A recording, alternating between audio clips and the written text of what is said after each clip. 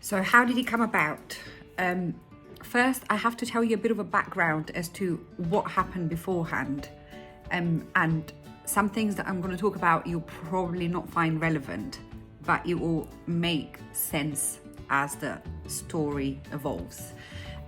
So COVID, I was stuck at home. I've been stuck at home for a year. I work in the hospitality industry, and obviously we've been closed down. And it was, my New Year's resolution was, I am starting a gluten-free diet. As I don't know, never been diagnosed or tested as such to find out whether I actually, I'm allergic to gluten or anything like that. But I just sort of felt like I had days when I would, eat gluten and then I feel bloated kind of thing. Anyway, so 1st of January, that was my New Year's resolution. I decided to go on a gluten-free diet. Then sort of my 40th birthday was coming up, which is on the 5th of February. I, again, stuck at home, not being able to do anything, which I'm sure many people found themselves in the same situation, the whole world, I suppose.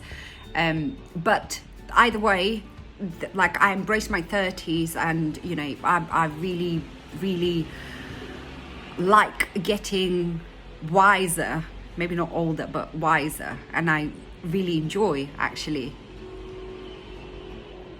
getting to 40. But I had this thing where I'm sure many women in my age feel the same, that feeling that my clock was ticking, and that maybe we should probably try for a baby, which we have been for the last sort of 2 or 3 years, but nothing's been happening. And I had this reoccurring thrush probably for about a year, to which I didn't pay that much attention. I just thought maybe, I don't know, because I have stopped doing my usual activities. I was, mostly sat at home kind of thing, and didn't pay much attention to it kind of thing. So in March, Boris sort of announces, he tells us about the roadmap and how, everything is gradually going to start to open up. And he announces that, April 12th will be when the pubs will be opening and I'll be going back to work. So kind of not panic mode, but I thought, if I don't sort out this thing now, get to the bottom of why I have not been able to get pregnant now, I think I will, when I go back to work, it will never happen. So I decided to go back to my country and do some thorough tests, as in, check my hormones, go to gynecologists, just inspect the whole thing and, see what's happening. My mum had pre-arranged all the appointments, and I only needed sort of a week or 10 days, and off I went to Macedonia at the beginning of March. My first appointment was scheduled for the 11th of March, I think. And about, I don't know, maybe about 5 or 6 days prior to my first appointment, I sort of, I don't know, I was going to the toilet quite often, probably in excess of 15-20 times a day, and I was drinking a lot of water. Bear in mind, I know it's March, but it was quite hot in Macedonia. Not that I didn't put the 2 and 2 together, especially my dad used to have type 1 diabetes, so even at home we used to have meter to check my glucose levels. And I remember on the 3rd or the 4th day, I said to my mum, can you, when I was feeling, going to the toilet so often and drinking so much water, I said to my mum, can you check my glucose levels? But because it's been such a long time, my dad passed away in 2010. So my mum didn't even have the little meter with her anymore, so she couldn't do it there. Couple of appointments down. This is now probably the 15th or the 16th of March, and the day came for my full blood test to be done. I went there in the morning and I was supposed to pick up my results the following day. I went to pick up my results the next day, and I was quite looking forward to it because all the results up until now, they've been coming back good. So I was kind of, you know, prepared for yet another good result.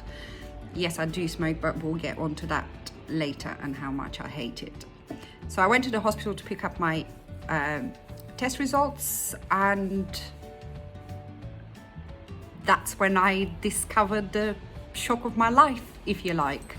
My glucose levels were reading at 14.9, and even sort of the doctor was taken aback, as you know, I'm of a slim build, I eat healthy.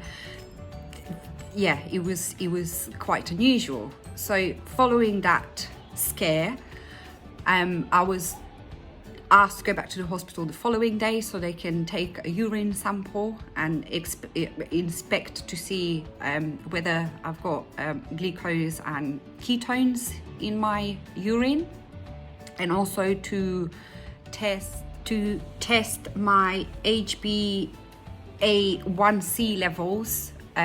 They're the ones that show how my sugar has been in my blood for the last 3 months.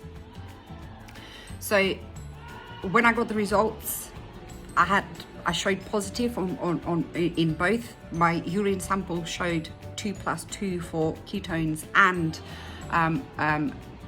glucose in my urine, and my HbA1c level came back at 10.1. The doctor in Macedonia, although she was not a specialist, she put me straight on Latent, long-lasting insulin, and she explained to me that I need to take it at night, taking 22 units of it, and advised that I go back to the UK and get seen by the NHS, by a proper medical team when I get back here, which I did.